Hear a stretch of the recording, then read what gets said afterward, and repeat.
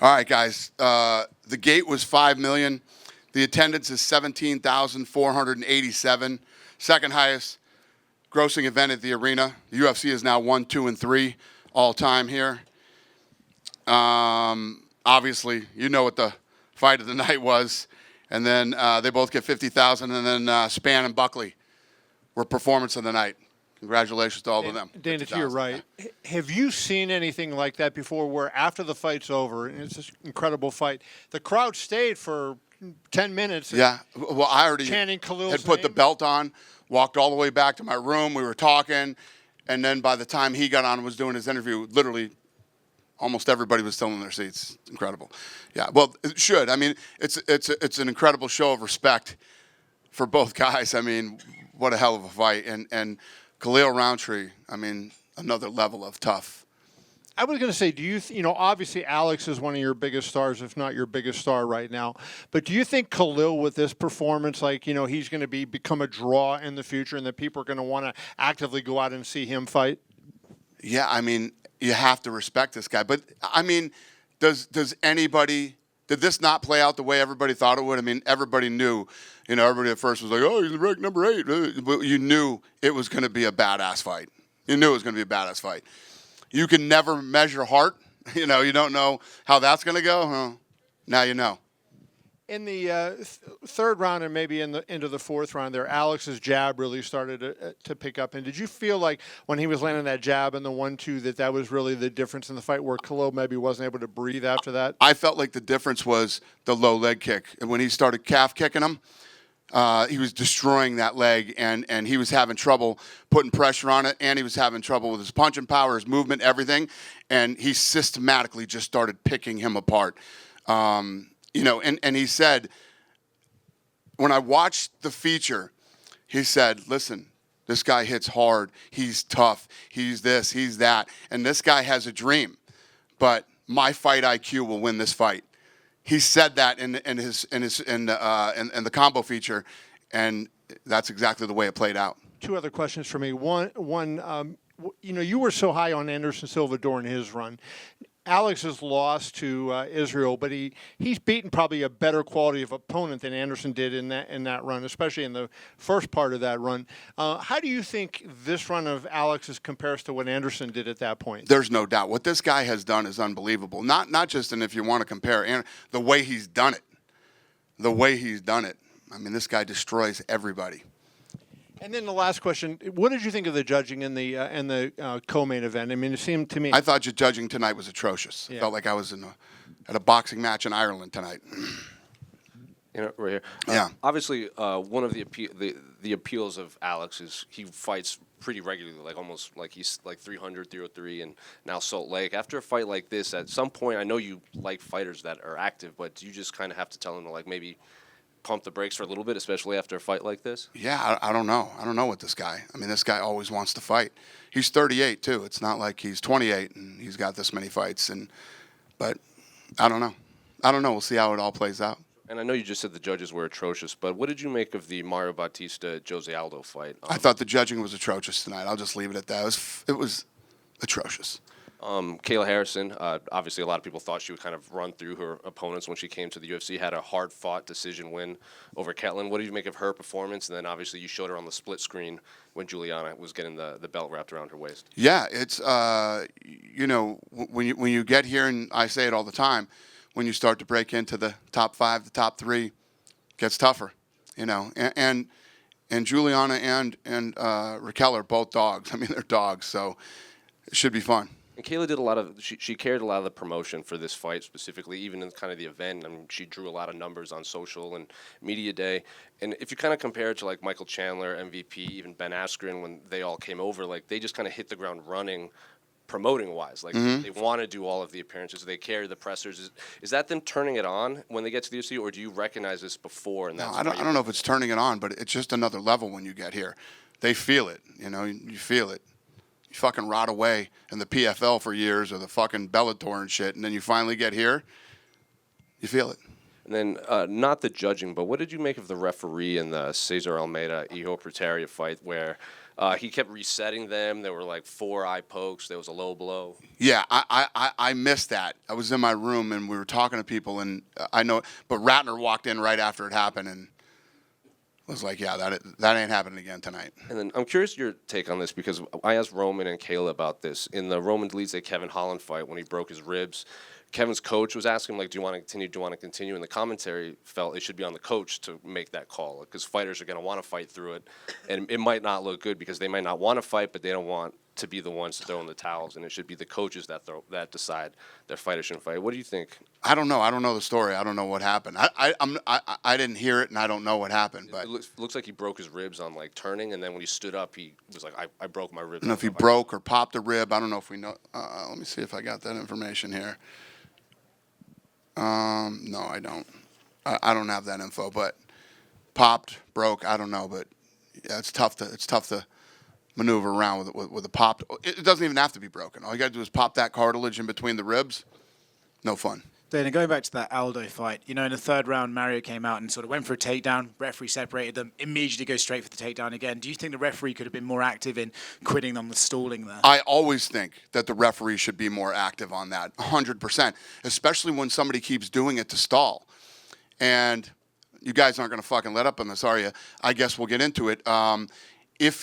I don't know, if you're judging on a guy, whether it's control, if it's this or that, if you're not trying to fight, how do you win the fight, right? And if you're looking at attempted takedowns, well, what about stuffing the takedowns?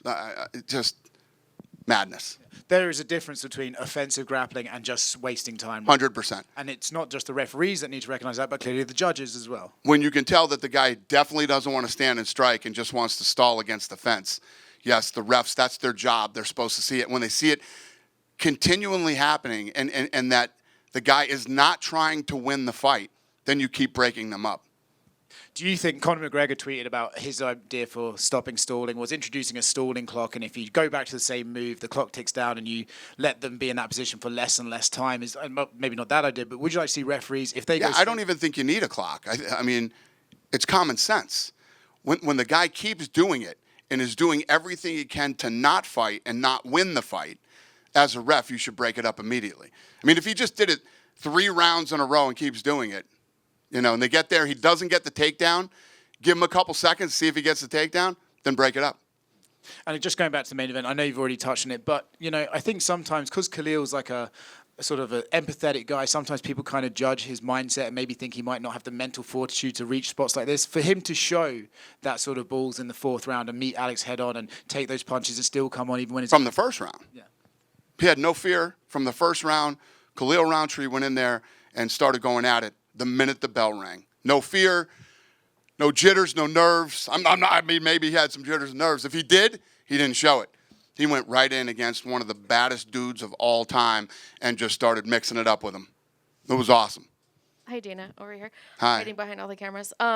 Alexander Hernandez told us today that this morning he saw a shooting on the streets, and Brendan Royval went and chased the shooter, and I guess they caught the shooter.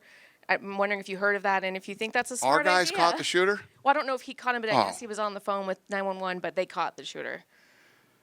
Holy shit. Is that a smart idea for your headliner next week? I don't think so, no. I mean, this has happened in the past. It's weird how much this happens to our guys. Yeah. I mean, I don't even know what to say to that. There was also a power slap study that came out by a medical journal. Doctors watched the first episode of Power Slap and determined from just watching the first episode that there was concussions happening. Sounds legit. Yeah, I'm wondering what kind of... They watched one episode of the show, know nothing about medicals or what we do or any of the studies we've done. Sounds like these typical doctors that look for attention to me.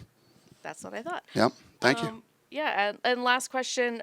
You mentioned already Kayla a little bit, but PFL posted a video about a few hours before her fight, kind of putting her down and using that as a way to promote their upcoming fight with Larissa. What do you think as a promoter? Do you think that's the right kind of play to go?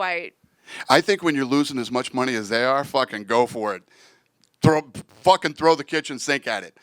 These guys, this guy just came out recently and said, we're going to spend more money than they did on the Sphere. Well, that sounds fucking brilliant. How many tickets are you going to sell? Yeah, they're not very bright. So if I were them, I would do it. Listen, it's all fair. Knock yourself out. They're drowning. They suck. I mean, they're not good at what they do. So I guess you would just keep trying anything you can to make something stick. All good. Dana, one more in the front, Yeah. right here. Just because you brought up the Sphere reminded me. The WWE had a big event earlier today too, and at the press conference, AAA said he watched Noche UFC, and he goes, "That's what I want to do." And has he reached out to you at all? Because he was all about the graphics and the production value and everything at this press conference today. Oh, I didn't even know that. That's the first I heard of it. Awesome. Listen, we're all on the same team, so we can help. Dana, right here in the back. Obviously, tonight was a big night, but you've had a lot of great cards. Well, this was, the third one here in Salt Lake City, and it seems like you're really starting to build a huge fighting spirit culture out here in Salt Lake City. How important is it to you to have, big opportunities for guys in these cities and also bring shows to cities like this? Let me tell you about this city. So, like you just said, and we're number 1, 2, and 3 all time in the gate. And I'm sure you guys have experienced moving around this city. The nicest people in the world. These people are all really nice. And tell me how fun it is to fly 1 hour and sell out and have this kind of energy an hour away from Vegas. It's been great out here. And, I love it. When you get to make a market in a place like this where you, like you said, it's a beautiful area that people come to support, does that encourage you to start doing that in other areas too, where the UFC may have never even been yet, but you see what you did here and you want to do that in other places? Well, that's what I do, right? I mean, that's what I do. We're talking now. We're going to start hitting some of these places that we haven't hit in a while, pre-COVID. We're looking at like Seattle right now. We're looking at going back to Chicago and some of these other places like that. So that'll be coming up in 25. There was an amazing show in Tennessee. I don't know, man. That might be an idea. A couple years ago, you guys had an awesome show out there. But last from me, you're a guy who's accomplished quite a lot, man. You're getting into the boxing world now. It's another endeavor for you to have some fun with and do something new. I wanted to ask you, what are your biggest overall goals for yourself in your career at this point? My thing has always been the same since day one. I want to continue to grow the sport. I want to continue, like you said, to go into markets that we've never been to. I want to continue to invest in the sport, like the PI in Mexico and many other ideas that I've had for the last several years. So I'm just going to keep doing that. And also, I see your knuckles, man. You've been training. You've been hitting some pads. No, do they look busted? Oh, Jesus Christ. No, that's from Khalil. Oh, okay. Yeah. I didn't even see that. It's definitely not for me. I've been cold plunging, not hitting anything, believe me. Thank you. I'm too old to be hitting anything. Dana, right over here. Yeah. Just talking a little bit about Utah, the main staple of this entire state is Court McGee. He's been in the UFC now for 14 years, gets Right. the win tonight. How much has he meant to the UFC and also just building the sport of MMA in Utah specifically? Well, all these guys do. I mean, all of them do. But Court's, obviously a special guy with an incredible story. And, I saw him when he came out tonight, came out of the octagon, and just couldn't be a nicer human being. And I'm really happy for him and his family. You guys done with me? Over here, just Hey? kind of following up on that a little bit with just the way that the events in Utah like this continue to build on themselves. What is it in the water where it feels like? I mean, it started with an incredible kick and then a backflip, and then obviously that masterpiece out there. Like, what is it about this state, do you think, where UFC just kind of builds year after year on itself? What's the question? Just why do you think it just gets better and better every year here in Utah? Well, I'll tell you this. The sport is incredible, right? And the live event is amazing. Nobody leaves one of these live events and goes, yeah, I don't ever want to do one of these again. So every time we come, you have to assume that new people are experiencing it for the first time. Somebody who's experienced it many times will bring somebody new. And, I mean, that's how we've grown for the last almost 25 years. That's literally the formula. I hope I answered your question. Oh, perfect. Thank you. Done with me? Yeah? Have a great night, you guys. Thanks.